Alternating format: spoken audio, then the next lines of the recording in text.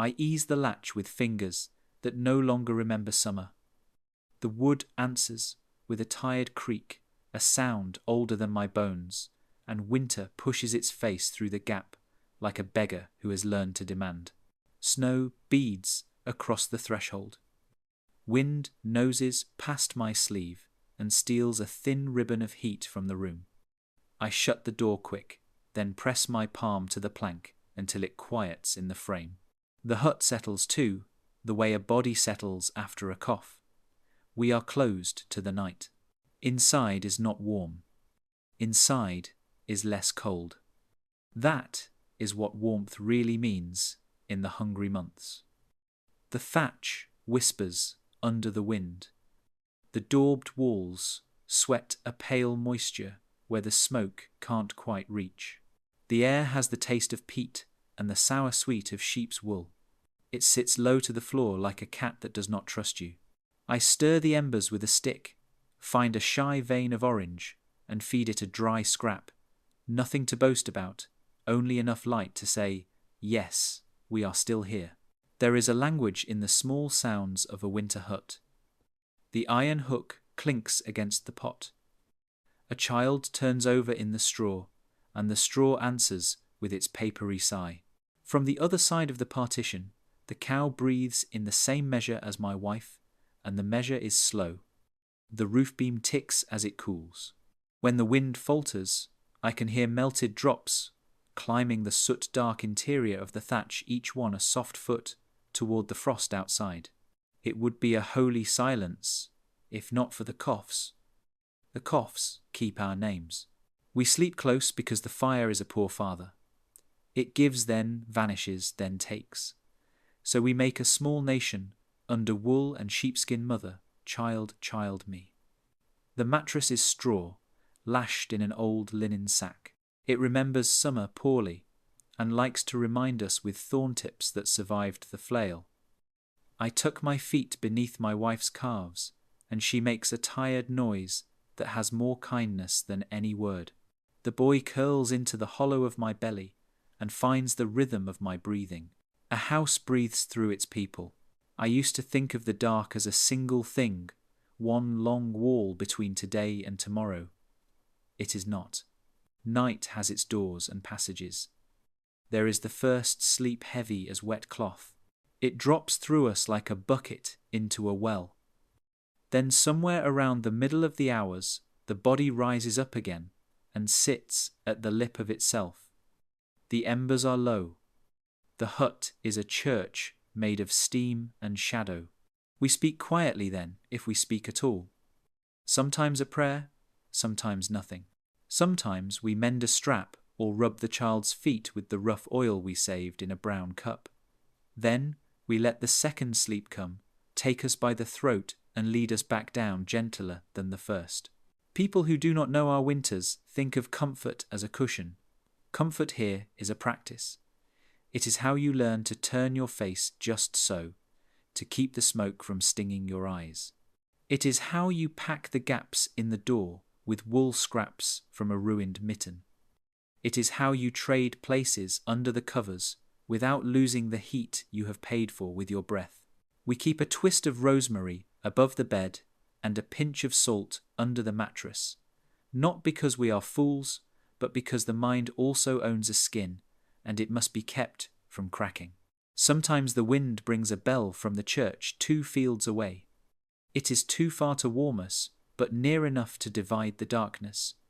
Matins, perhaps, or a death. We do not rise. We have our own hours, and they are set by the fire's grammar, spark, flame, ember, ash, spark again. I have watched that grammar every night of my life, and it has watched me, and between us, we have learned what survival mostly is: keeping company with a small thing until it becomes large enough to see you through. When food is thin, the body thinks loudly. It counts roof leaks with the crown of the head. It measures drafts with the ankles. It argues with the mattress. But even in the leanest stretch, there is the mercy of another person's heat. You do not sleep alone here, not if you can help it. The animals know this better than we do, and they have taught us well. The goat will edge closer to the partition as the night deepens. By dawn the boards between us are warm. I listen for the snow. Snow has a sound, if you know it. It moves against the door like someone smoothing a rough cloth. It piles on the roof with a patience that makes the rafters speak. When it falls, the world forgets its edges, and the hut becomes an island in a white sea. I have seen men lost 5 paces from their own lintel because the wind took the landmarks. A wise door opens only when it must. What is there to boast about in such a room? Nothing. But there is much to learn. We learn that a low ceiling is kinder than a high one when you are hoarding heat. We learn that the bed should never touch a wall that dreams of the outside. We learn that smoke is a scold and also a midwife. It stings, it blackens, it keeps the flea and the rot at bay.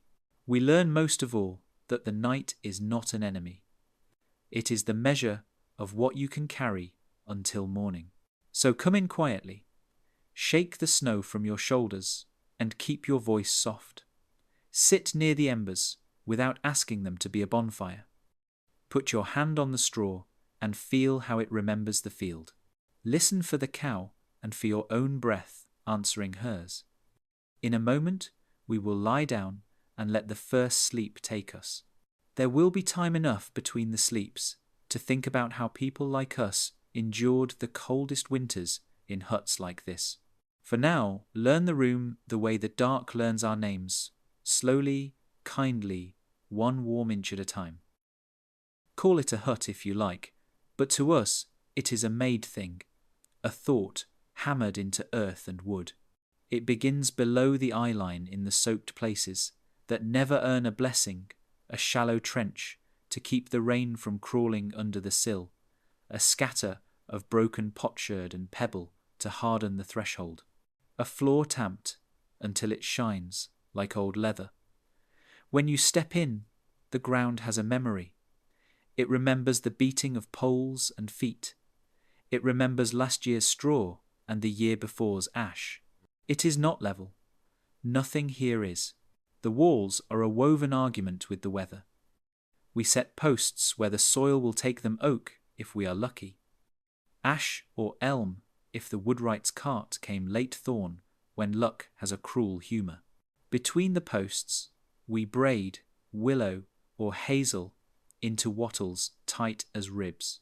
Then the village puts its hands to the daub clay from the stream-chopped straw, a pinch of dung, a handful of hair combed from sheep and stuck to the well bucket.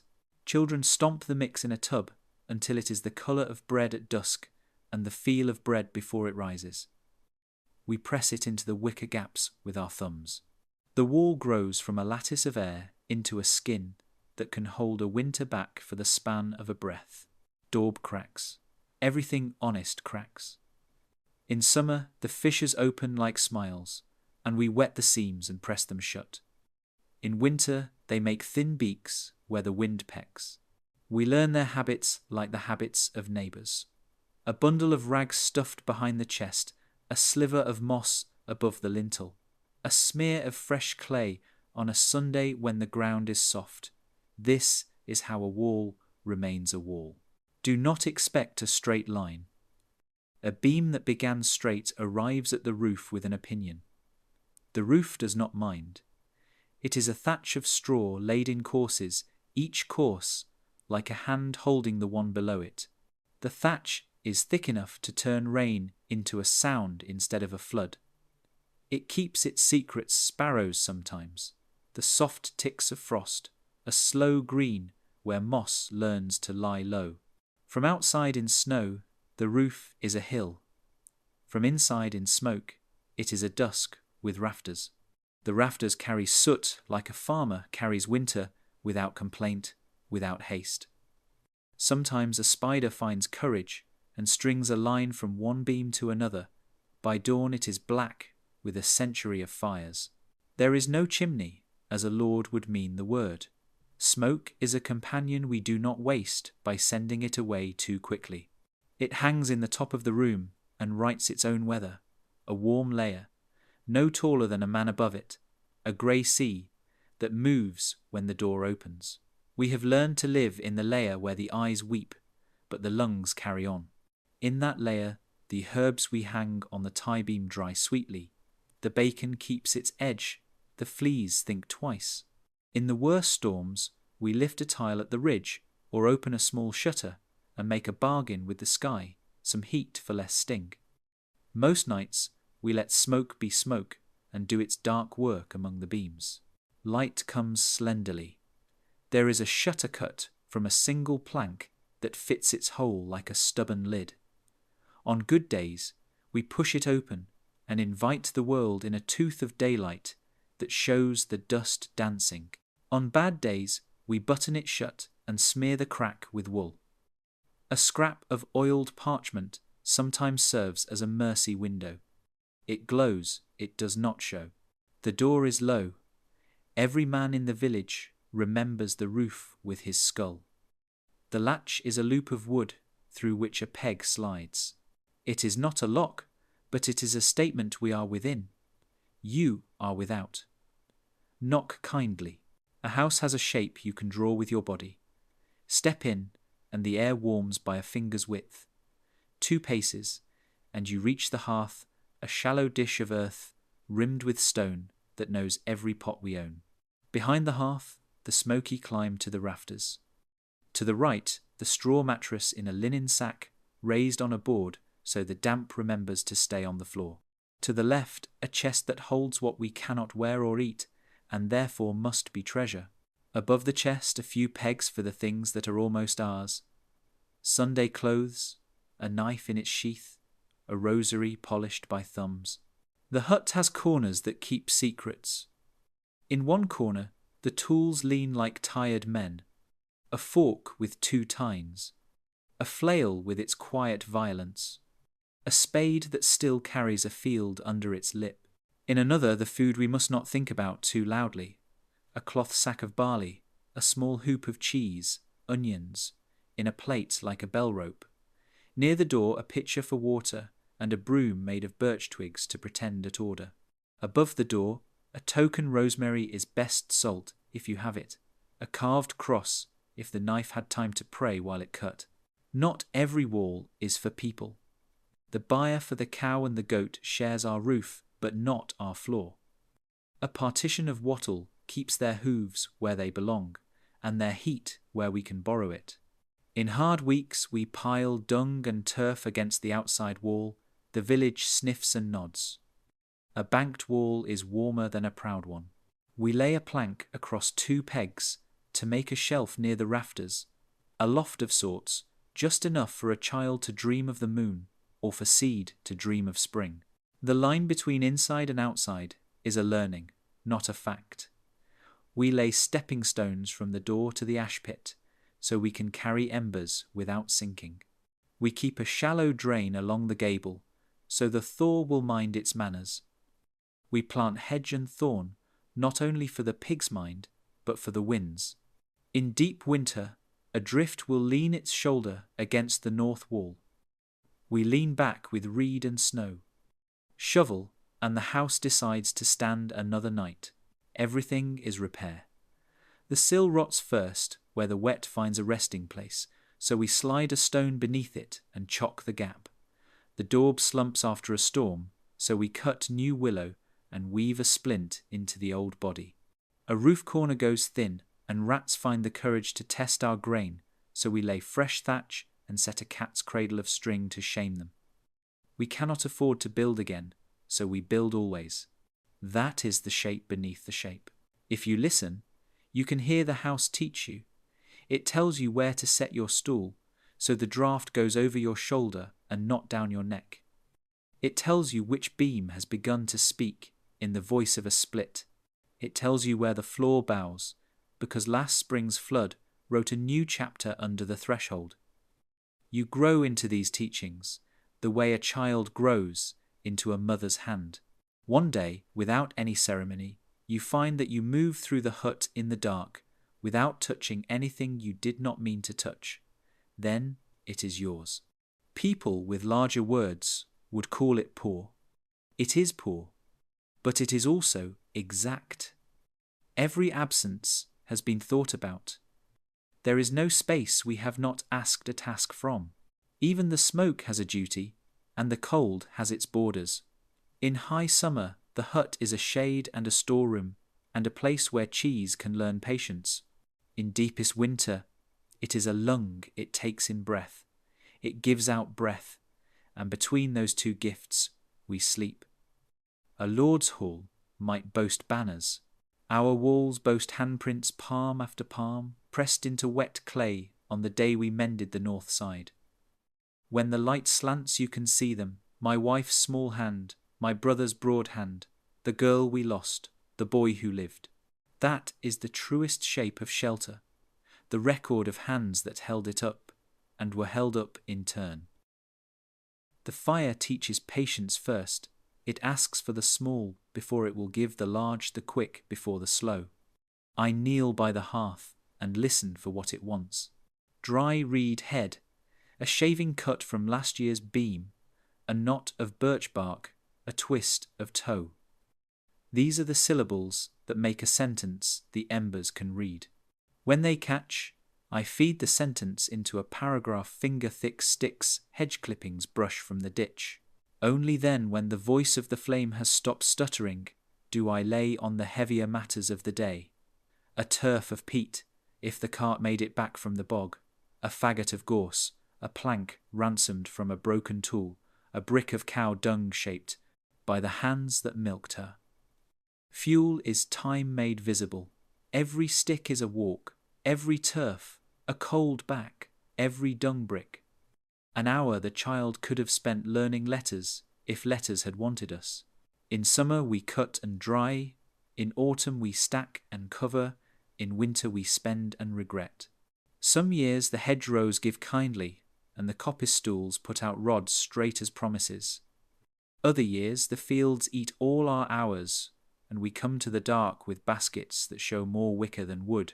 Then the dung takes the work, and the house smells of the pasture we will not see again until lambing. There is an art to the posture of the flame. Too quick, and it throws all its heat into the rafters, where only smoke will inherit it. Too dull, and it sulks, making tears of the eyes, and a black patience of the lungs. We set stones to corral it, a shallow rim, two larger rocks that hold a crossbar of iron. On that crossbar hangs the pot that owns our hunger, iron-suited and loyal. A small brandreth, 3 low legs, stands nearby for a loaf that wants browning, or a flatbread that needs the kiss of heat. On days the village oven is fired, we carry dough to the baker and buy ourselves an afternoon without tending. Most days the hearth is our only baker, and smoke puts its thumbprint on everything that passes our mouths. People who have not lived under low roofs talk about smoke as if it is only a punishment. Smoke is also a keeper. It blackens the beams into a kind of armour. It hangs among the rafters like a cloak that gnats and fleas will not fly through. It dries the herbs and the skins. It puts a solemn healing sting on a haunch of meat that we dare to call winter when we salt and hang it. When the wash tub cools, a handful of ash and hot water will turn to lye and make the linen remember the river. Ash tucked into the latrine pit keeps the worst truths polite. Ash sifted thinly under the straw, where we sleep asks the damp to mind itself. We carry ash in a clay jar the way a priest carries oil, humble, necessary, more useful than holy. Still the house knows the cost. Eyes stream, children cough. There are mornings when the first breath feels like a stone lying under the breastbone, and nights when a wheeze waits at the end of a sentence, like a beggar at a market gate. We learn tricks that are not tricks. Keep the flame modest banquet deep before sleep. Lift a tile at the ridge when the wind comes from the right quarter. Choose peat when you can, because it gives a deep glow and not a wild tongue. There is no chimney to draw our mistakes away. We live between the glow and the grey, in the layer where tears clean the eyes, and grief has nothing to do with it. To bank a fire is a kind of prayer. When the house sighs toward bed, I pull the coals together into a humble city and lay a drift of ash over them until their red goes private, a turf, a fragment of dung, a hush. In the middle night, when the first sleep breaks and the second has not yet gathered us, I put my hand near the hearth to hear if the city still lives. If it has failed, if some carelessness or unkind draught has let the red die to black, we are shamed. A dead fire is a poor house. Then I set flint to steel and catch a star in a patch of tinder. Fungus scraped thin from the birch, or charred cloth, kept dry at the back of the chest, or even a friable nest from the elder, if the children remembered to gather it in weather that did not threaten snow. Breath makes bellows of the ribs. The spark becomes an ember, becomes a thought, becomes a flame again. On some nights the neighbour's shutter will creak, and a hand will pass a brand from their sleep to ours. Fire, like bread and grief, is a thing the village shares. The hearth has a grammar. It has places for verbs and places for nouns. The bright front does the talking kettles come here to argue water into a boil iron spits to tell the meat which way is done. The shoulders of the fire whisper porridge thickens there. Milk takes the edge off its chill. A broth makes friends with bones without coming to blows. The back is for patience beans that need the day a pot of mash for the pig, a healing brew that wants to call itself bitter until the last hour. Above everything, the smoke writes its moving script across the rafters, the day's damp. The hour a loaf was turned, the last time someone laughed hard enough to stir the air. Children learn their inches by the fire. They are told where a sleeve may linger and where it must not. They are given a stick and told to stir the ashes like a priest making a sign. They burn a finger once, and they do not burn it twice. A leather bellows hangs on a peg, stiff cracked older than our oldest pot, but most days breath is quicker and less proud. When the wind is sulking from the wrong side, a wisp of wool in the shutter's crack will turn sulk into sense. When the thatch decides to weep, a pot on the drip will turn nuisance to a story we tell later about the night the roof pitied the floor. There are seasons to flame the way, there are seasons to wheat.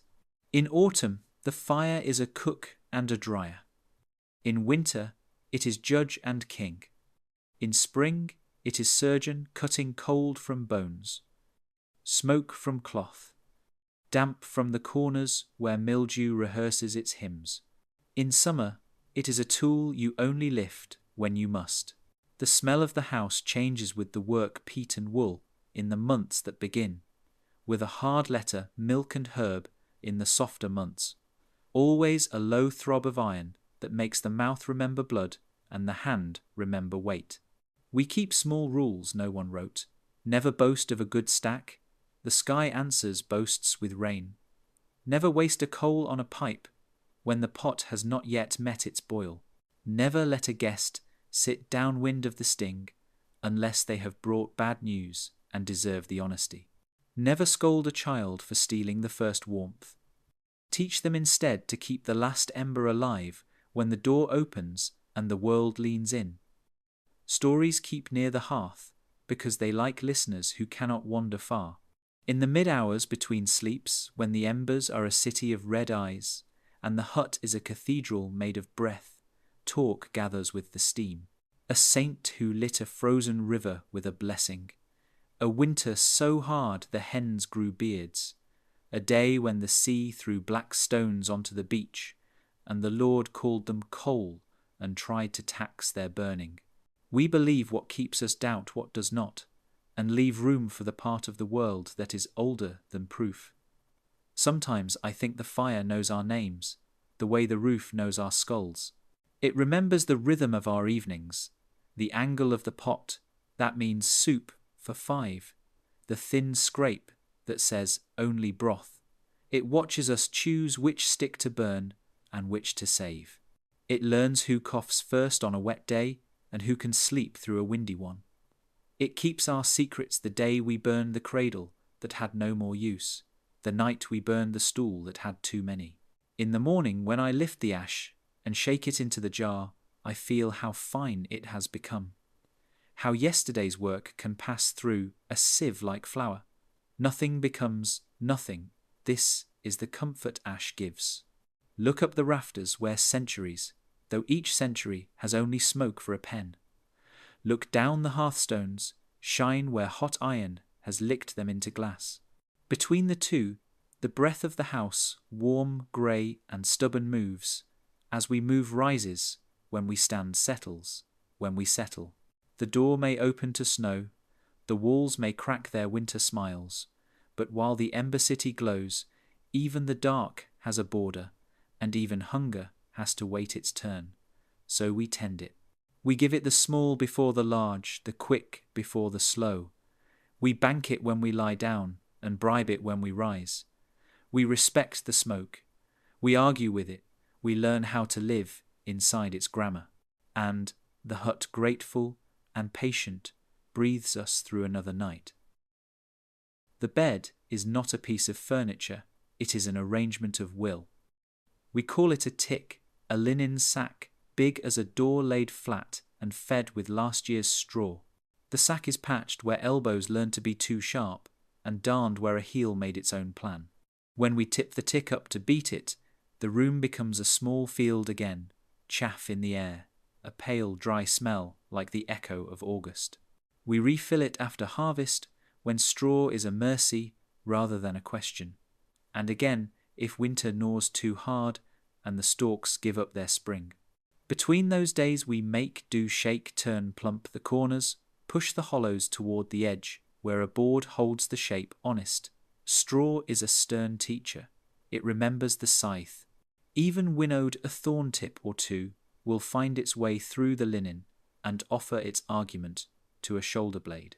There are nights when a stalk climbs like a thought up the spine and refuses to be persuaded.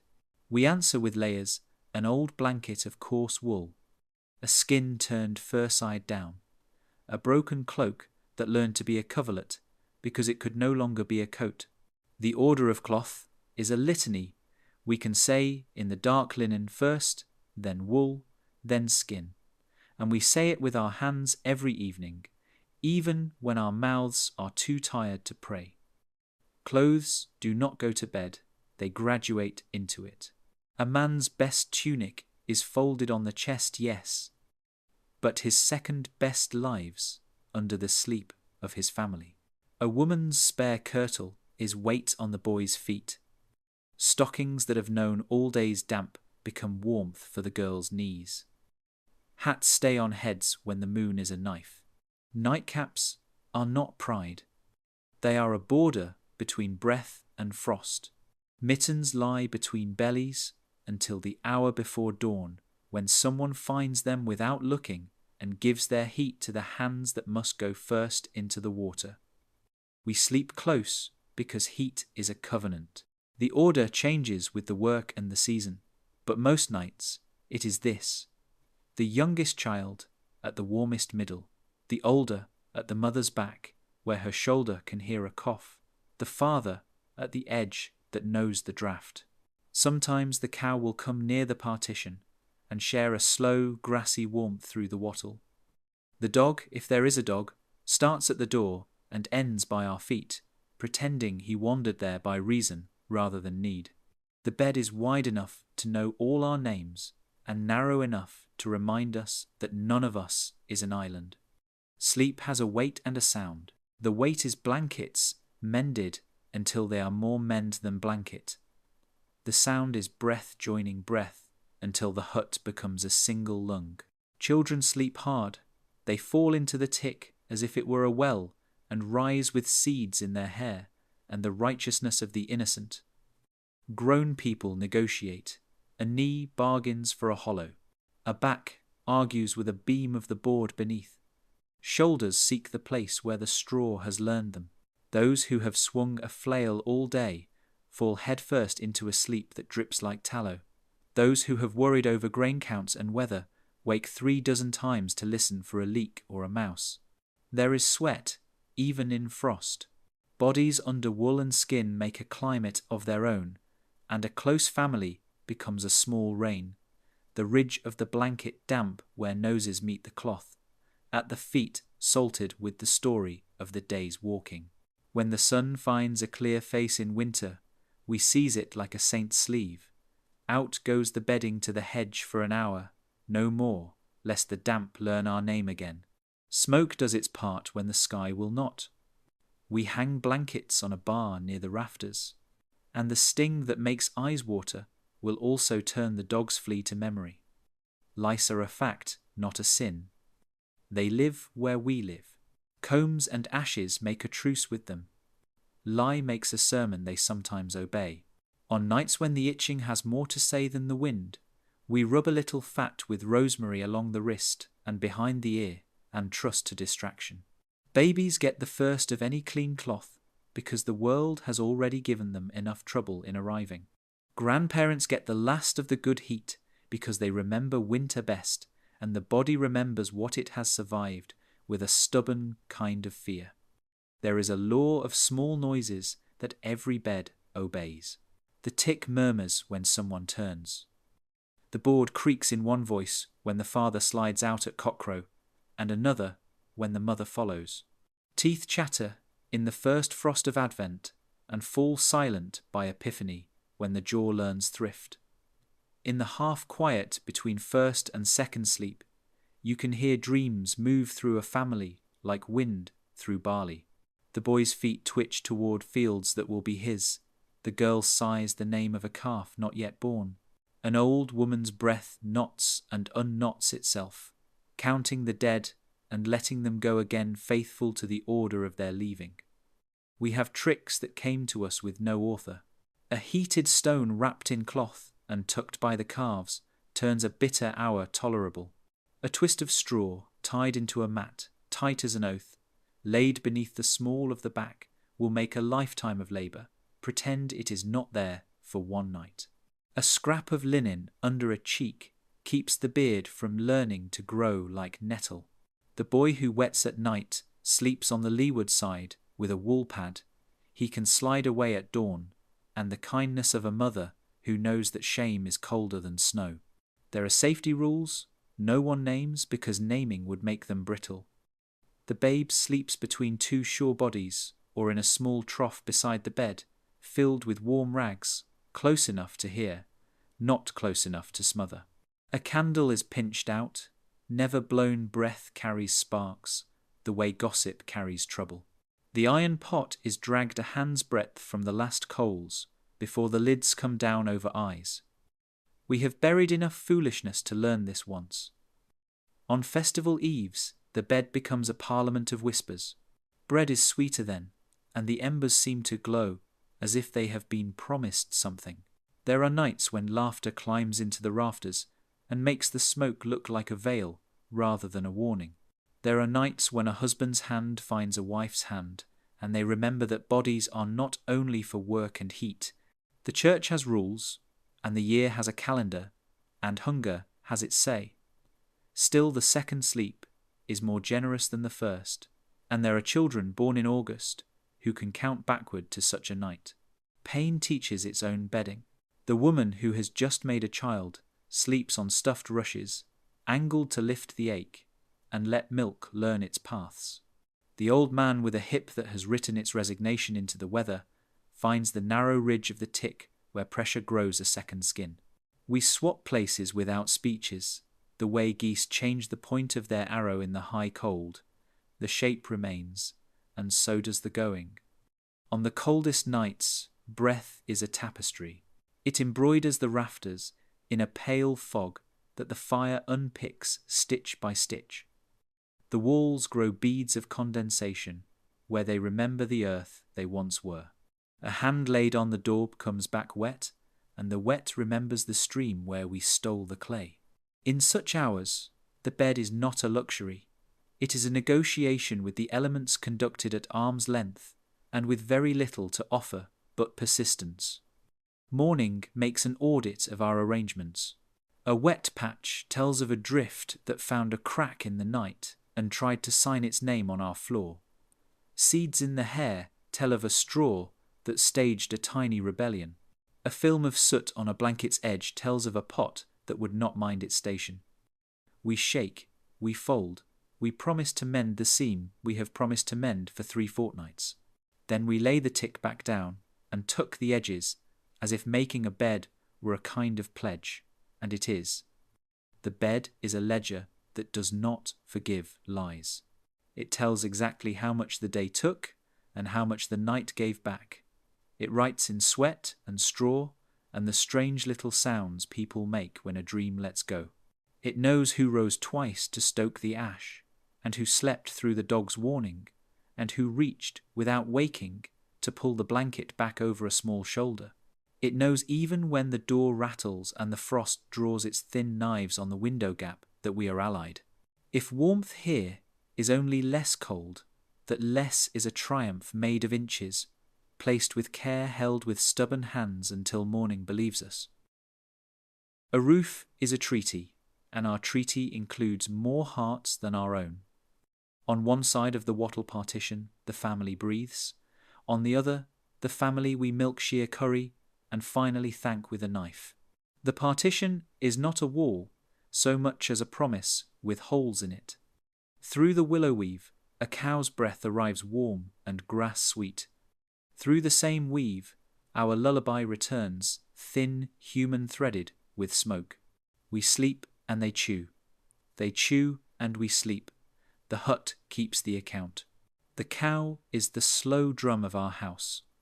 Her cud works in patient circles even when darkness makes everything else angular. In deep frost, her hide steams like a field at dawn. If you press your palm to the wattle, you can feel the steadiness of her. How a creature larger than our luck has agreed to stand here night after night and turn yesterday's hay into tomorrow's milk. She is stingy with strangers and generous with the child who knows how to scratch the ladder of her neck. When the wind throws its shoulder at the north wall, she leans the other way, and the whole place seems to find a centre. Goats are mischief tied to ribs. They do not believe in partitions or in the solemnity of night. A goat will test every peg the way a clever boy tests every word in a commandment.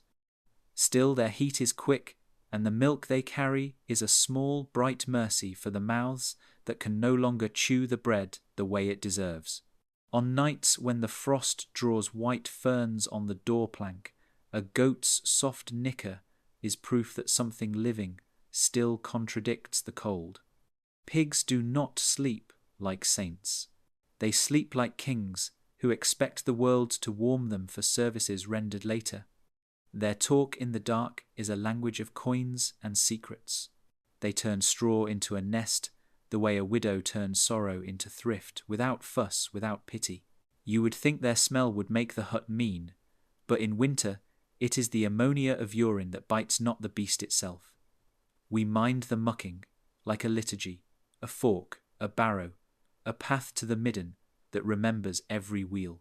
Dry bedding is compassion, and compassion returns as weight on a spring hook when the time comes for salting.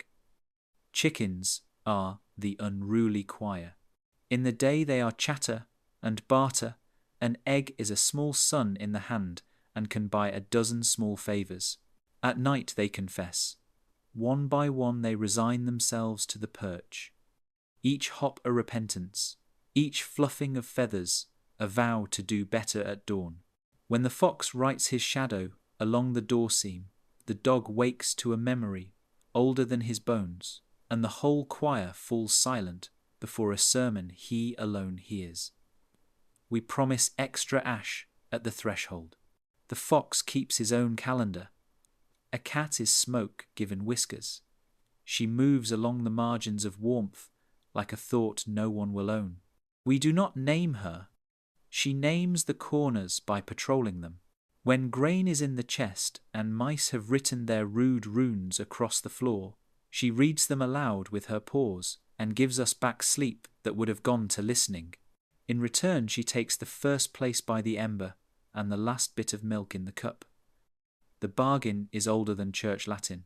We do not pretend the byre is a chapel.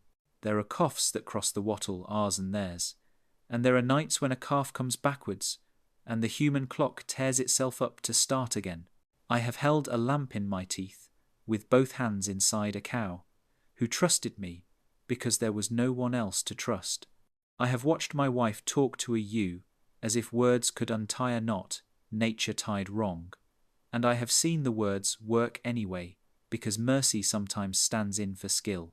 When a new thing stands up on four legs like a prayer, learning to be a hymn, the whole hut changes temperature. We become richer than our faces can show. The smoke that scalds our eyes keeps their flies thin in winter, and the draught we complain about keeps rot shy. Still, the breath of beasts can make a weather of its own, a wet animal fog that quilts the rafters and asks the walls to remember the stream they came from. We learn to open the lid of the world at the ridge when the evening goes from honest to heavy. A lifted tile, a two-finger crack, the difference between a warm house and a sick one is often the size of a nail. Children learn themselves on the animal side of the roof. A girl with a pail meets a cow who will not let down and discovers that patience has hands. A boy with a brush finds the mud his father missed and discovers that pride can be small and still true. They watch how hooves choose their ground and learn to place their own feet where the earth will forgive them. They learn that a kick is not a betrayal, but a sentence in a language we must study or be schooled by. We borrow heat, yes, but we also pay it back. In the deepest weeks we build a windbreak of hurdles outside the byre wall and bank it with turf, so the weather spends itself before it remembers us. We stack fodder inside arm's reach, so a storm cannot turn hay into a story about the day we almost. We mend the net that keeps a pig from redecorating the world, and we hang a simple charm of woven rush over the stall door. Not because it works, but because the hand that made it stayed steady while making, and steadiness is contagious. Death visits under our roof and does not ask for privacy. A hen goes still with the neatness of a finished prayer. A pig fails the winter because something ate more of him than we could put back. A kid lies with its head at the wrong angle, and the bones tell a truth the heart would rather not. We do not teach children about endings. The animals teach them by ending. In return, the animals teach us about continuance by continuing. Milk in a pail is the future behaving itself. Wool in a basket is the promise that cold can be bargained with. Dung in a stack is next year's beans. There is superstition and there is respect, and between them runs a fence we cross every day. We mark a calf's brow with ash on the first Candlemas after it stands. We will not count eggs out loud in Lent, because numbers have a way of calling envy down like hail. We thank a sow with clean bedding on the night before she ceases being a sow and becomes bacon. If the priest thinks our thanks misplaced, he can explain it to the children while they chew. Sometimes toward dawn, the house becomes one animal. The cow shifts and the bed sighs. The goat stamps and a child dreams of running. The dog turns in his sleep and the father finds the place in the blanket where the seam does not argue. Steam rises from hides and mouths and the last of the embers and makes a pale weather under the roof, a tide that lifts all ribs. When the cock shouts his scrap of the sun into being, it is as if a heart has found its beat after a long pause. We rise on that beat. We rise because others must be fed before we can feed ourselves. I have lived under a naked roof and under a roof shared by beasts, and the shared roof is kinder.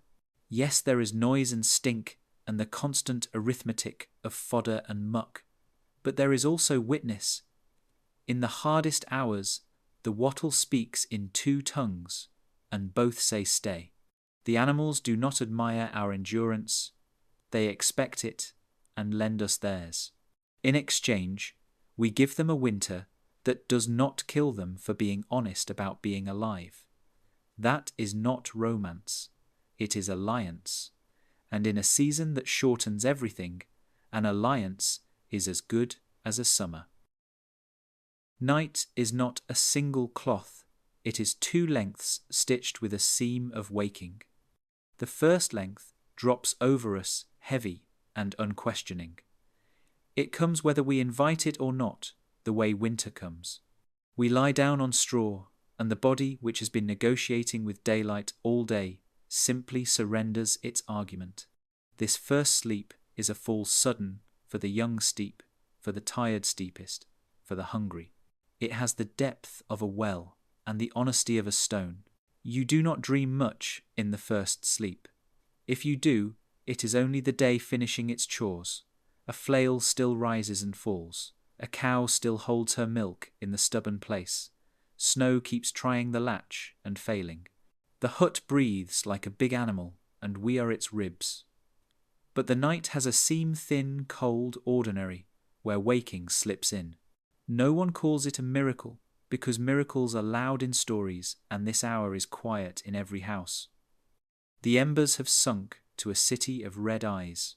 The thatch ticks as frost speaks its private grammar along the straw. A child coughs and does not quite wake.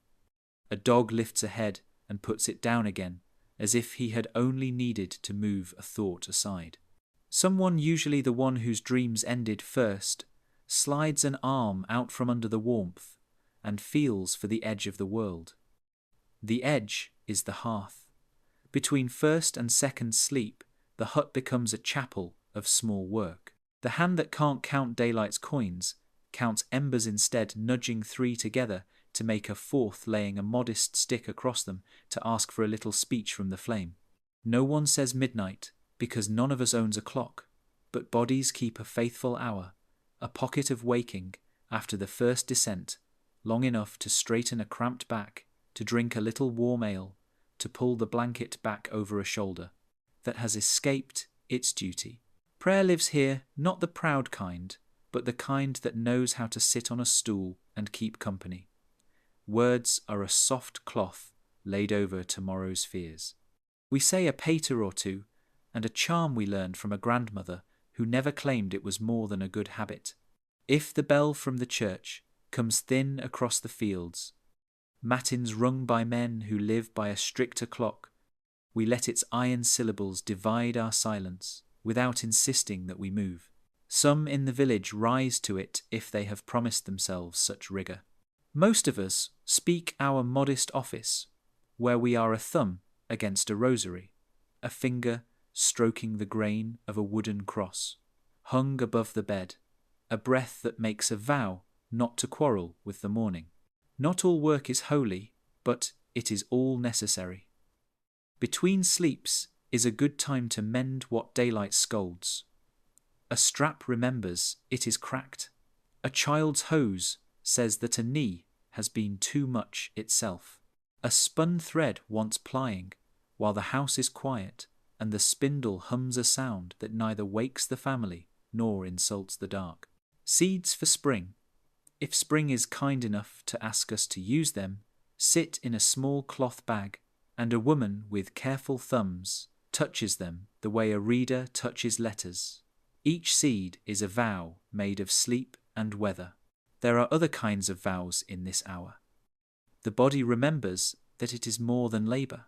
A husband and a wife, after a day that made them strangers to one another's faces, find that the seam of the night is a gate that opens softly. Between first and second sleep there is room for gentleness that daylight hoards. The hut is no larger. It is simply less crowded by hunger for a little while. We are not fools. We know the priest's calendar and the midwife's arithmetic. But desire keeps its own feast days, and the second sleep is generous to children who count backward from late summer. Food tastes truer when the dark has owned the house for a few hours. We do not feast, we remember. A ladle of thin pottage warmed at the shoulder of the fire, a heel of yesterday's loaf, milk heated till it surrenders its chill. These are medicines the saints forgot to name. A little honey for a child's cough if the year was kind to bees. A pinch of mint in a cup because a belly argued with the day. We keep spoons near the hearth for this hour. Wood burns smooth at the lip, one for each mouth that knows the difference between enough and almost. Dreams change their weather after the seam. When the second sleep comes to take us back down, it leads us by a gentler hand, and whatever the mind brings up from below seems to have travelled farther. The old speak to us and do not frighten us. A field we have never owned opens its gate and does not mock us. The dead child laughs without cough. A path runs level for once, and our feet are not clay and iron. We wake toward dawn, with a word in the mouth that the day does not recognize, and we keep it there like a crumb for later, even if later eats it without thanks. Some fear lives in the seam and calls itself caution. The fox has his hour, and the thief and the fire that pretends it is sleeping. A man may rise quietly and stand by the door, not because he expects an enemy, but because families deserve a watch, even when the world is mostly not looking. He puts his ear to the panel and hears snow speaking in the script it learned from the wind. He touches the latch and decides against opening. A wise door holds its breath until the sun has shoulders. Children have their own business in this interval. The little ones seldom wake. They drink the dark in a single draught. But the boy on the edge between small and big sits up without quite meaning to, and finds his fingers tracing the seam on the blanket. He listens hard to learn what a house says when it thinks no one is listening. He learns the names of the fire's colours. He discovers that a cow's breath on the other side of the wattle has the same patience as his mother's. The girl who will one day be a woman opens her eyes and decides to keep them shut because there is a power in waking gently and giving it back. The second sleep is not merely a return, it is a settlement. The body, having taken counsel with itself, yields more cleanly. Pains fold their knives and stand aside. The mind admits it is not the only judge. The room gathers itself into a softer shape. If there is a draught, the blanket learns to meet it. If there is a quarrel, it postpones itself till daylight can keep order.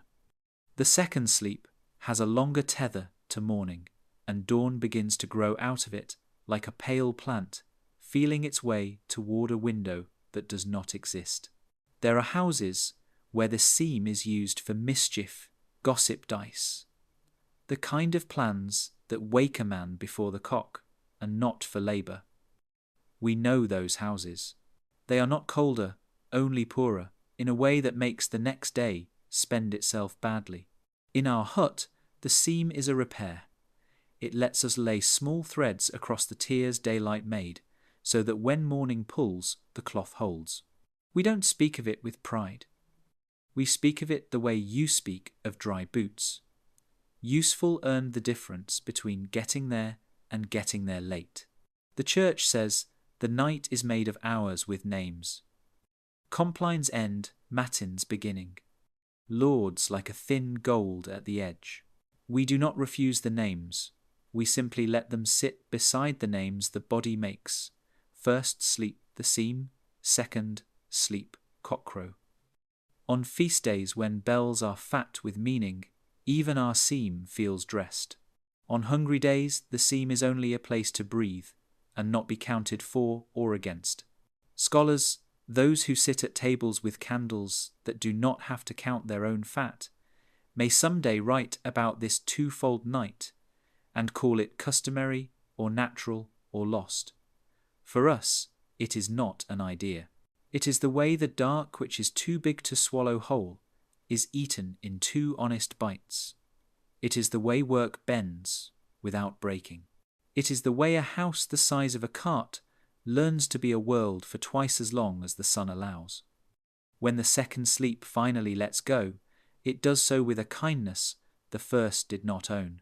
Light is not yet light, but it is thinking about it. The cock announces his victory early because he is vain. The dog pretends he knew it all along. We fold blankets from the foot because folding from the head insults the day. Someone beats the pillow as if scolding it for keeping good dreams to itself. Someone else slips a pot closer to the embers and asks porridge to believe in the future. If there was fear in the seam, it has become care. If there was tenderness, it has become promise. If there was prayer, it has become a habit with hands. We live by many divided things, fields that belong half to us and half to weather, bread that belongs half to the mouth and half to tomorrow, love that belongs half to youth and half to endurance. The night is only another of these, and perhaps the kindest, because it gives back what it takes in the same turn. First sleep is falling, second sleep is being returned. Between them, we sit up, take a little food, make a little mending, say a little mercy, and add a small stick to the fire, enough to persuade life to go on with us. Darkness is not silence. It only makes every sound choose its clothing more carefully. When the door is barred and the last word has folded itself into breath, the hut begins its nocturne, and each instrument knows when to enter. The roof plays first. Thatch is a choir of straws, and each has a small voice. When the wind crosses the village, the roof answers in a sibilant hymn, shh, like a mother swaying a cradle that belongs to everyone. Frost adds a higher part, a fine crackle, that runs along the ridge as if tiny feet are learning a dance. In heavy snow, the thatch does not sing, it thinks. You can hear thinking if you lie still. It is the slow, weighty settling of inches, upon hours the rafters speaking to one another through the pegs. Hold, bear, hold again. Beneath that thinking roof, the walls remember rivers. Daub dries into stubbornness. Yes, but under certain weathers it exhales. A damp room has a pulse. You can hear it in the tiny snaps where clay meets reed in the drip that misses the pot by the breadth of a finger and finds the floor with the satisfaction of a task completed badly. Somewhere behind the chest, a hairline crack rehearse its complaint, a little tick like a knuckle bored with prayer. These are not warnings. They are the house telling you where it hurts tonight. Small lives stitch the margins. Mice hold parliament under the grain chest and speak only in verbs: run, pause, listen, run. The cat is a shadow without patience, and her paws turn the floor into a map of corrections. Once she pins a sentence to the boards, the rest of the chapter goes quiet. Rats bolder and worse readers hold their counsels in the byre, where the dog's sleep is a law that can be appealed but not overturned. On certain nights a weasel writes its quick signature through the henhouse. A feather's whisper travels farther than sorrow. Animals make weather of their own. The cow coughs a low tub sound like a bucket set down gently, and the bed takes notice. A goat stamps, and the child nearest the partition moves 1 inch deeper into the blanket. Pigs dream in a language of coins that clink and roll in their throats. When the dog turns once, twice, 3 times, the fire answers with a soft fall of ash as if to say, yes, I am still here. And from beyond all that familiar grammar, the fox passes the door with satin feet and leaves a silence shaped exactly like the space he walked through. Humans have their instruments too. A sleeping man speaks the truth about his day through his nose. A tired woman tells the weather through her knees in a rhythmic quiet that only she can hear inside herself. The old breathe in pages, turning them one by one until a cough bookmarks the place. Children are drums. They pound the bed with their heels when they chase geese through fields of air. Babies are flutes. Their breathing is high and reedy, and when it falters for the length of a prayer, every other instrument in the room leans toward it until the note returns and the orchestra steps back, pretending it never left its place. Farther out, the village keeps time. Somewhere a shutter forgets its manners and claps once. Somewhere a hook on a door answers with a single iron syllable. Beyond the last garden, a stream recites its same lesson to stones that have no wish to learn, and the lesson enters our dreams as a road that goes on without deciding where. In deep cold, even the owl wraps its wisdom and leaves the field to the wind. In milder hours, she says her one true thing and waits for no reply. There are bells, but not ours to command. The church owns them, and the night hires them for certain shifts. When the first thin iron note crosses the hedges, it carries not warmth, but a measurement. Matins divides the dark into before and after. A death bell does more. It gives the village a second pulse for a day or two.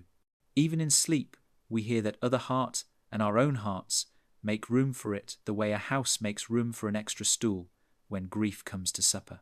Hunger has a sound that wakes before the cock. It is not the creak of an empty chest, but the soft arithmetic of a woman counting meals with her tongue pressed against the roof of her mouth. She turns. Straw answers. The pot shifts one thumb toward the embers. A wooden spoon nudges it, as if coaxing a shy animal from a hedge. The scrape of barley at the bottom of the sack is a quiet that sounds exactly like the truth. The truth is never loud. Between first sleep and second sleep, sounds change their clothes. The fire banked and modest wears velvet. The door, lately proud of its latch, stands absent-minded in its groove. Even whispers put their backs to the wall, so the dark can pass without stepping on them. This is when mending speaks. Thread has a buzz at midnight, and the edge of a strap voices, a plea that daylight ignores. A whetstone barely clears its throat, and the knife is already paying attention. Seeds rustle in a palm like secrets too small to be sins. Fear can be counted by ear. It has two notes, the quick, foolish one that tries the door, and the long, spare one that sits with you and asks nothing. The first belongs to foxes, men, and fire. The second belongs to winter. When the second sits down, you set a stool for it and keep the children sleeping. You do not argue. You place another stick on the embers with the politeness owed to a guest you cannot afford to offend. If the first comes, if the latch lifts a fraction and says the wrong name you become, sound yourself a step, a hand to the bar, a single word that teaches the room how to stand its ground. There are mercies that only the ear receives. The smallest is the sound of a child finding a mother in the dark by listening to her breath. The next smallest is the sound of a man deciding not to rise because the door rattled, but the rafters did not answer. A larger mercy is the soft slump of snow from the eaves, a quiet proof that weight can let go without breaking what it rested on. The largest is morning's first, almost inaudible change, the difference between black and blue that arrives as a silence of a different shape. You can hear light if you have lived often enough with its absence. When cockcrow finally breaks the skin of the night, it does so with more vanity than ceremony. But beneath the brag, there is a simple favour permission. The hut straightens its back. Boards clear their throats. A pot decides it can be brave again. We rise into a room we have already heard. The day will add its loudness, iron and water and names, but the memory of the night's composition remains under it like a ground note. People who live elsewhere will tell you the dark is one thing alack. Here it is a book no one has finished read aloud by many voices, who do not know one another's names. We do not master it, we join it. The roof goes, shh, the mouse parliament adjourns. The cow gives her low amen, and we add our small music, a cough folded into a laugh, a whisper mended to a prayer, a spoon set down with care. By the time light has legs, the song has done its work. The world did not grow larger in the night, it grew more ours. Fear arrives dressed as good sense. It tells you to bar the door, to bank the fire, to count the children's breaths and the sows. Faith arrives like a hand you did not know was your own finding the latch in the dark, and deciding to trust the wood it closes. Between them runs the small country where our nights are governed. We do not live in a world empty of meanings.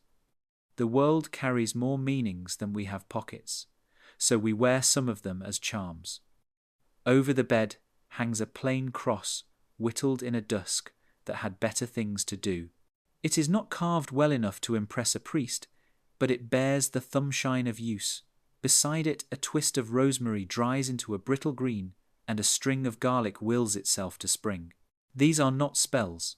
They are reminders of dinners survived of lambings that ended with breath on both sides of the knife of a grandmother, who rose from fever with the taste of salt on her lips, and claimed that heaven had been properly seasoned. Salt is our first sacrament. A pinch under the mattress asks the damp to mind its manners. A grain touched to an infant's tongue teaches the body about covenant. You are of the earth, and the earth answers to this taste. When a neighbour's door gets too many knocks from bad luck, we walk past with a sack over a shoulder and let a little salt shake into the threshold cracks, as if the house had sweat to release. The wind will carry the story away. The house will hear it anyway. At Candlemas we bring the stubs of last year's wax to church, and buy a blessing for new flame. A blessed candle burns cleaner, so my wife says, and a clean burn makes clean sleep. The priest talks of Simeon and light for revelation. We talk of a wick that does not spit in the face of the Virgin when we pray. On the way home, if the road ices itself into a polished lie, we set the candle on the sill and let its small gold teach the door where to find us again. Faith is practical that way. So is fear. Herbs keep good arguments. Rue for a mother whose milk is late to its duty. Yarrow for a cut that does not want to remember. It was ever open. Mugwort tied to a bed. Leg for dreams that need shepherding.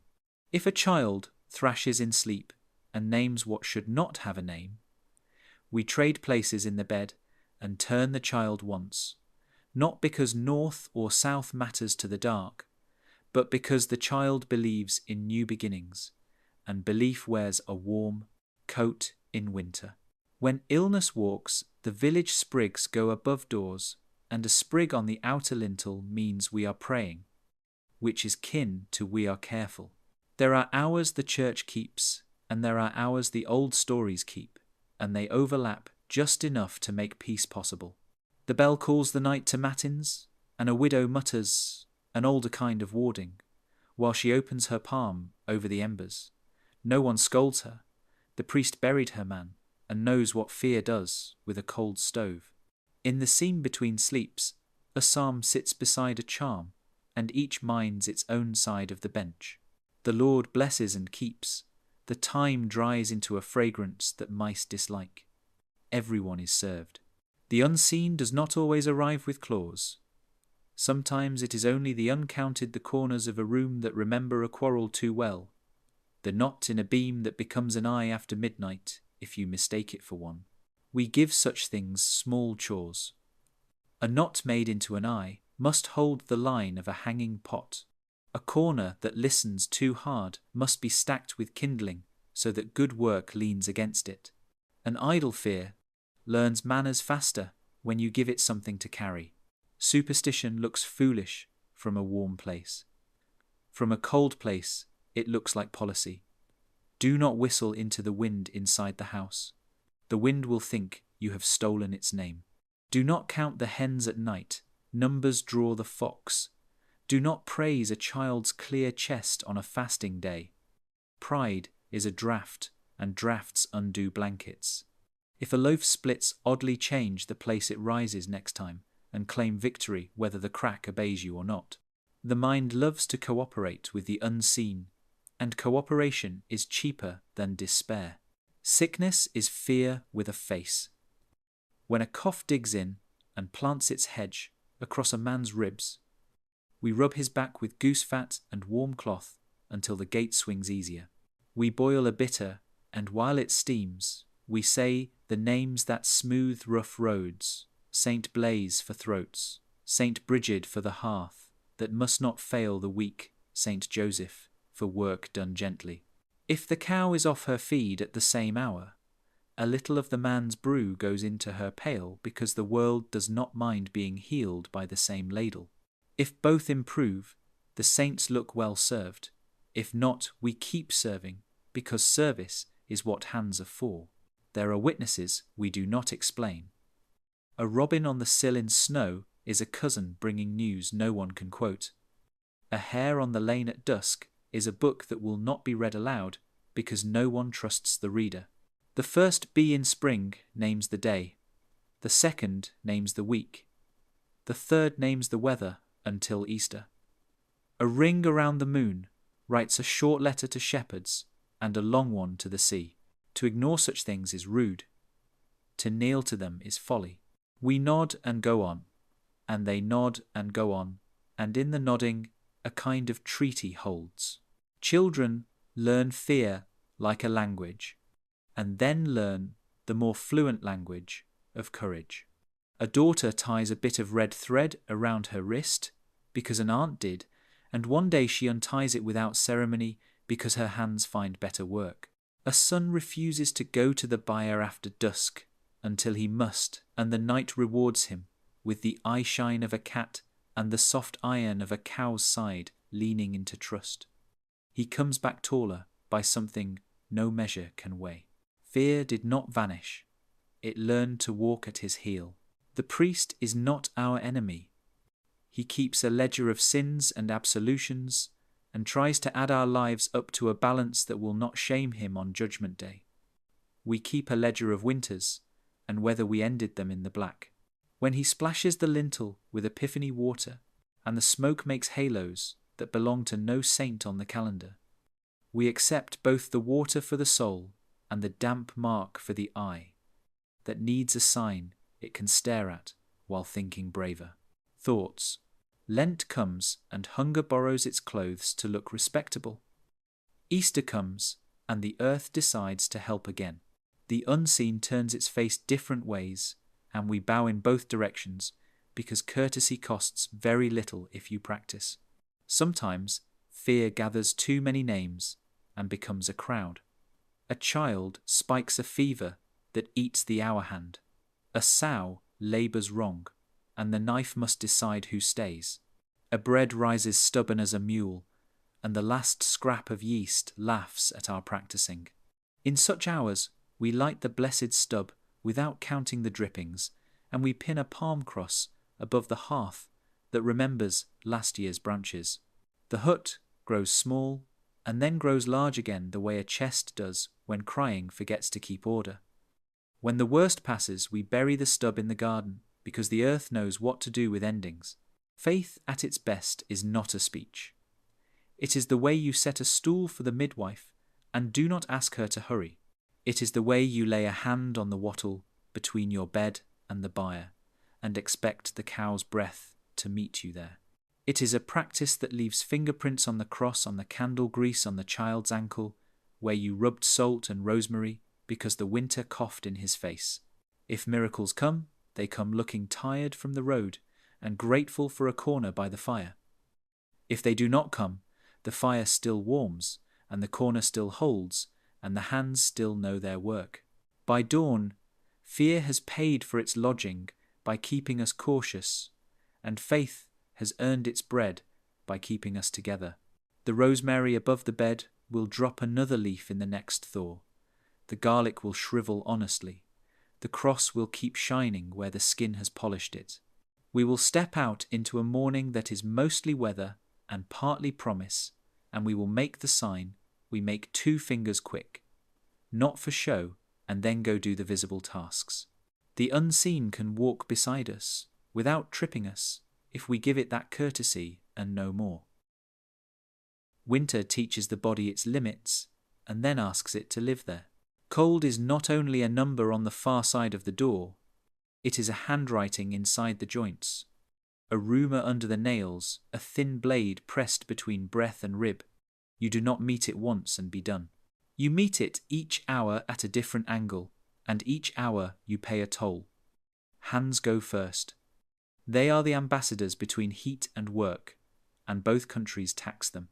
We split kindling and the knuckles answer with coins of fire that are not fire. We draw water, and the skin goes white as tallow, then red as a rebuke, then cracked as a map of fields that refuse to join neatly at the hedges. Fat helps goose if the year was kind tallow, if it was only average. Rubbed in by the embers, it makes a brief treaty. A mitten of rough wool is a second treaty. Neither lasts, a day lasts. Feet are a different ledger. Leather stiffens into honesty in frost, and the path from bed to byre is long enough to winter a soul. We pack straw into the shoes when we have straw to squander. We sit by the fire and change it when it becomes a cold sponge. Nails turn blue and keep their counsel. If there is a leak at the boot's tongue, the body will discover it before the mind has invented excuses for having waited to mend it. Children learn early to stand on one leg while warming the other, a dance with no music but much rhythm. The back speaks in proverbs. It remembers every sack lifted, every pail, carried every twist taken to spare the knee, and paid for elsewhere.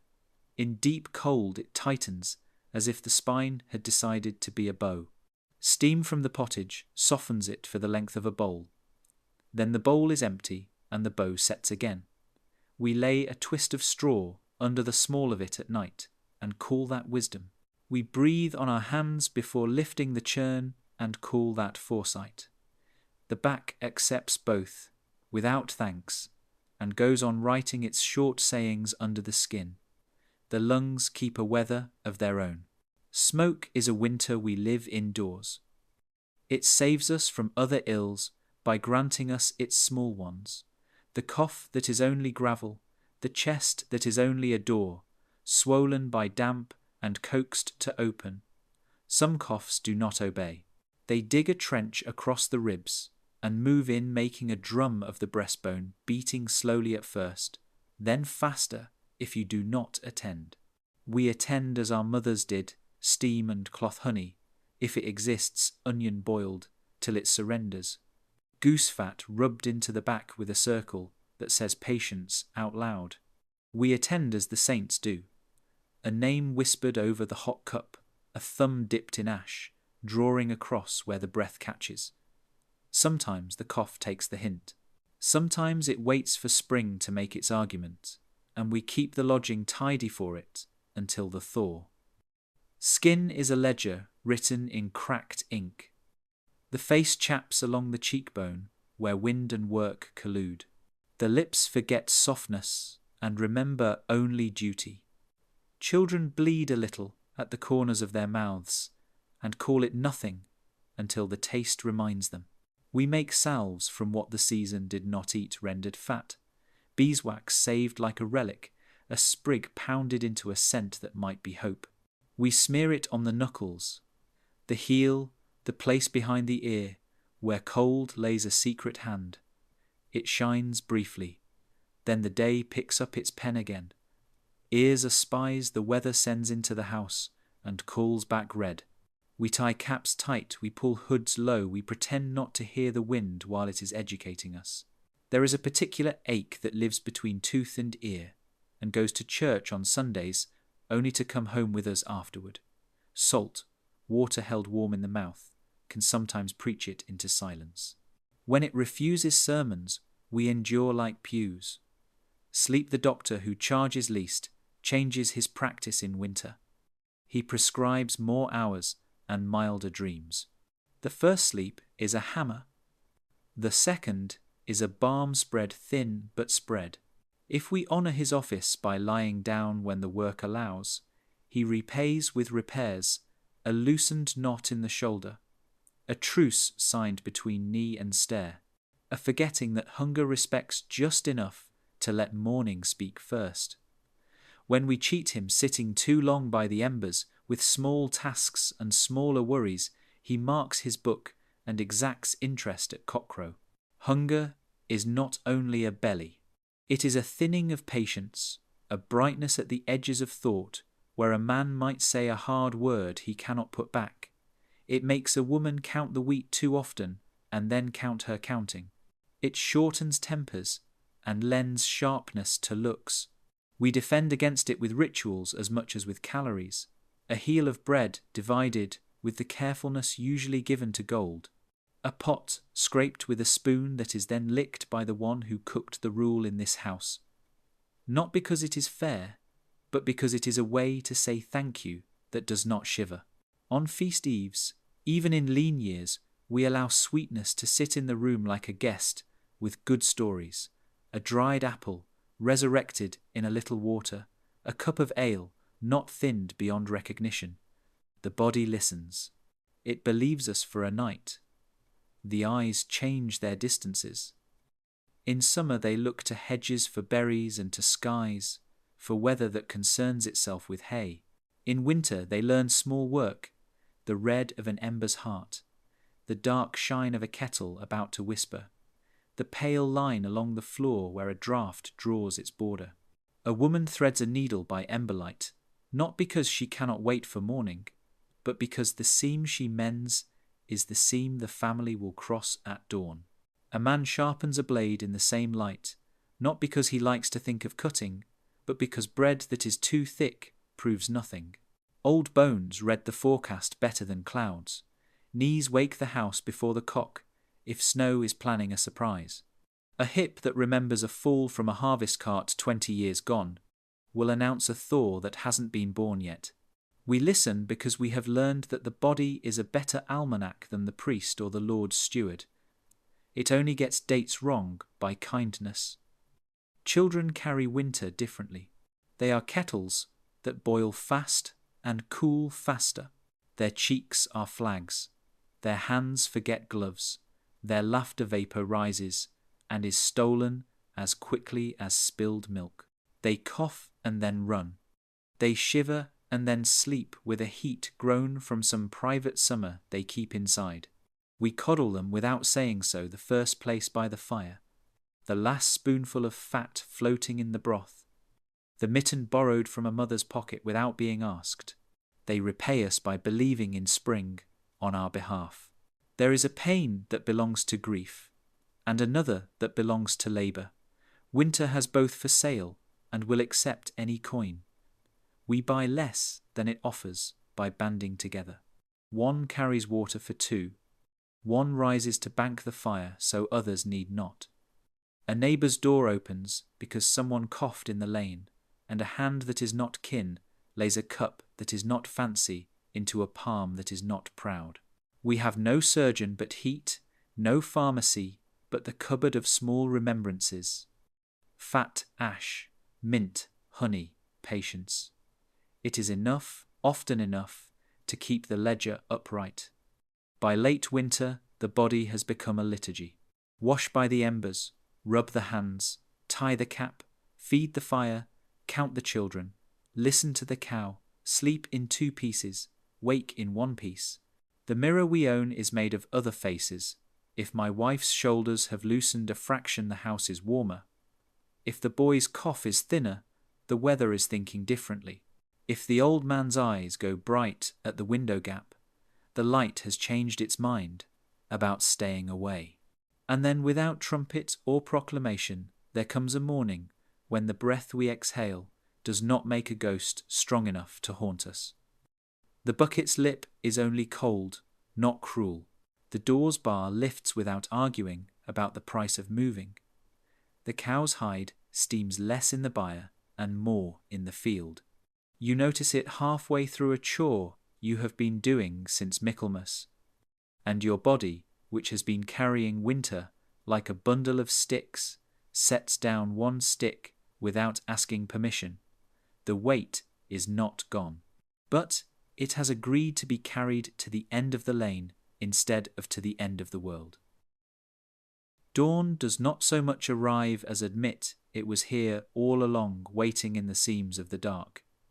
The first hint is not light, but looseness, the way the rafters stop listening so hard, the way breath forgets to steam quite so bravely. The cock throws his vanity across the lane, as if he owned the sun. Our door answers with a yawn in the latch. We have been told that morning is a gift. It is also an invoice. Blankets fold from the foot. This is a rule that makes no speech and yet is obeyed. Fold from the foot, keep the night's last warmth in the chest, pay it forward to the first work. The children blink like small animals, who just remembered they are people. A heel kicks free of straw. A cough rehearses its line, and then, because the day has better uses for air, decides to wait. I push the bar up, and the door thinks about it, then agrees. Cold slips in politely like a poor cousin who has learned manners. The yard is a ledger of small promises. Breath writes itself in quicksilver.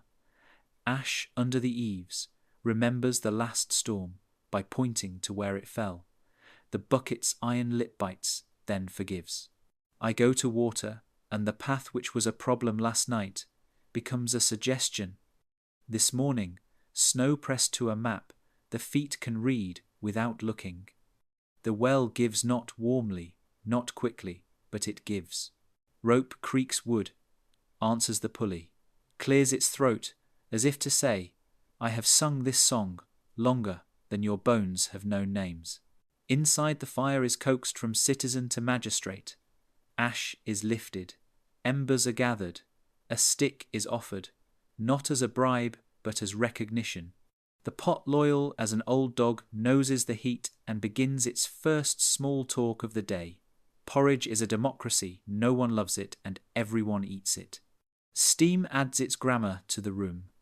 A wooden spoon writes in circles until the grains remember how to be kind. The first taste is never for the one who stirred. The first taste is for the cough, or the child, or the ancestor in a jar of honey that can be summoned with a thumb and then put back like a good ghost. Chores do not assemble, they are already waiting.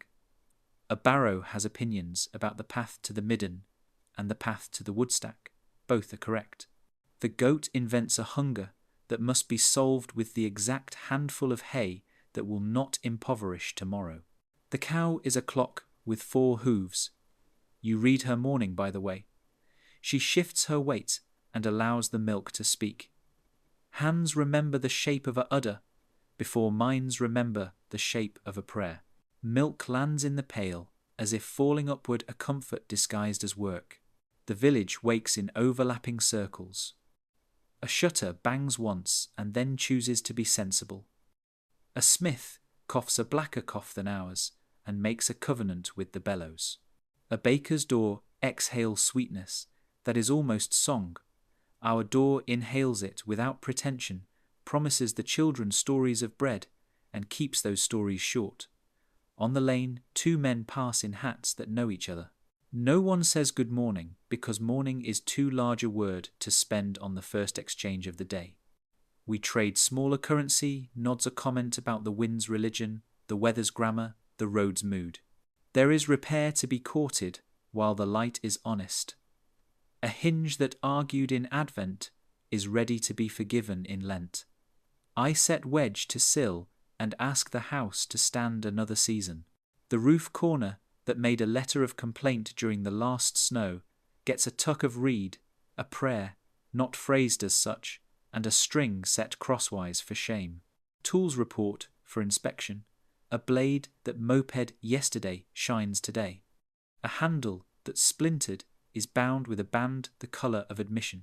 The small hammer learns manners again, and the great one remembers it is only great because we have decided not to be. Work goes outside the body, then returns. The path must be cleared, not because paths deserve it, but because ankles do. The buyer's muck becomes a promise to beans we will not meet for months. The wheelbarrow tipped and emptied thanks us by not collapsing. A fence that slept badly in the wind is persuaded to remember its purpose. The hedge is combed by a coarse hand until its thorns agree to point at the future instead of at the present.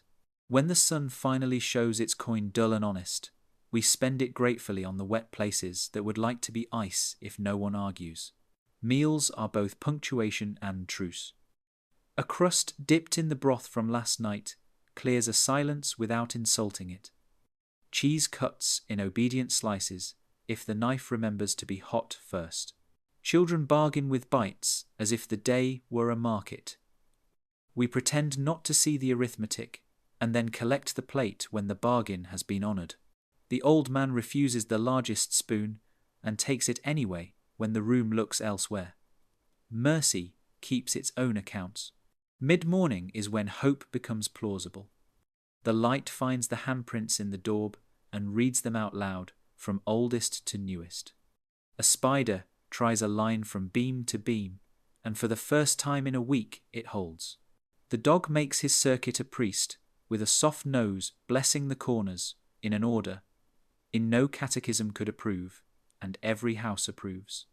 Even the horn of the shoe learns not to argue with stones. We are not prosperous. We are possible. There is always a list the day would write longer if we let it.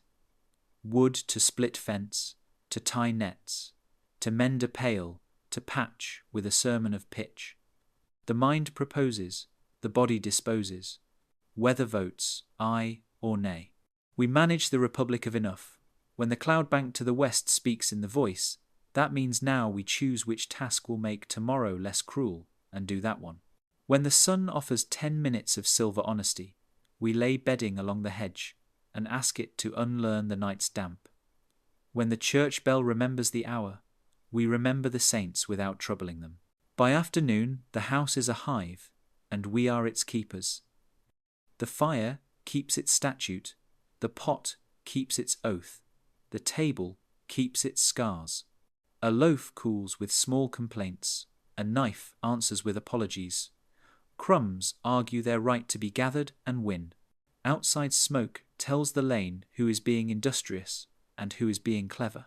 Inside hands tell the truth to splinters and to each other. We pause only to refill the grammar of breath. Light leaves more quickly than it promised to arrive, so we close the day with the kindness we expect from it. Buckets stacked so they do not quarrel in the night. Tools leaned with their mouths down. The bar set in the door with the authority of a law the house wrote for itself long ago. Children are counted, not their virtues, their faces, and a small lie is told to each about how much they helped. The cow hears her benediction without comment and lowers her head as if to say amen to the straw. Evening sits down again in the old chair, and the hut remembers the music it played last night and will play tomorrow if we keep faith with the ordinary. The second sleep will come later. The seam will open and close like a patient wound. The fire will agree to be the small sun it has always been. Morning will send its invoice again, and we will pay it again, not as heroes, not as saints, but as people who have learned that continuance is a craft. If there is a secret to surviving winters in wooden huts, it is no secret at all. Rise, tend, share, mend, prepare, and set the day gently on its feet so that when it returns to you, it knows your name. Morning has a way of pretending it never saw the night. It glides through the cracks, fills the hut with its careless silver, and asks no questions about how the hours were survived. The fire is only ash now, and the air is thick with yesterday's smoke. But there is still a heat that does not belong to flame. It rises from the bedding, from the boards, from the slow turning of bodies into movement. The hut exhales. The day inhales. Between those two breaths, life goes on. We live among things that remember us. The spoon's handle polished by 1,000 stirrings. The pot black and loyal. The wattle stained by the smoke of prayers and accidents. They are our witnesses. They keep the record no parchment will ever see. History will not write about the way my wife kneads dough in a bowl so cracked it has its own weather, or how the boy whistles to the cow as if it were a hymn. Yet that is the shape of the world, as it truly exists, not in chronicles or in castles, but in the quiet rehearsals of endurance that fill the margins of every day. When people speak of the past, they think of swords, crowns, laws. But the Middle Ages were mostly mornings like this one. Slow, smoky, unremarkable. The drama was in the persistence. A peasant's courage is the courage of repetition, of doing again what yesterday demanded, without the luxury of wondering why. The fire is lit because the air is cold. The bread is baked because hunger doesn't negotiate. The roof leaks, the body aches, the ox stumbles. And still we rise not because we are brave, but because the world does not stop asking. There is a holiness in these small continuances, not the holiness of miracles, but of maintenance, the steady, unglamorous care that keeps collapse 1 inch away. We patch what can be patched, forgive what cannot, and lay hands on what remains until it remembers its shape. In this way, faith becomes indistinguishable from labor. To mend a wall is to pray that it will stand. To light a fire is to confess that the night might return, and to forgive it in advance. When winter loosens its grip, it does not make an announcement. One morning the frost still bites but does not draw blood. Another, the snow at the threshold sags into water that knows where to go. Smoke rises straight instead of sideways. A bird lands on the roof and looks around as if it has arrived early to its own story. The dog barks and then listens to his echo, surprised to find it softer. Beneath the thaw, the ground stirs like an animal waking under fur. Nothing changes, and yet everything leans toward changing. We open the door wider. The air smells of earth instead of iron. The field is not yet green, but it has stopped being white, and that is progress enough to make us greedy for more. The children run until their breath becomes laughter. The woman of the house drags bedding outside and lets the sun do its work. I carry the broom to the doorway and sweep what cannot be burned dust crumbs, the husks of long nights. Each stroke is a line drawn between what was endured and what can be forgotten. Still, winter leaves its fingerprints. The body carries it in the joints, the house in the beams, the heart in its caution.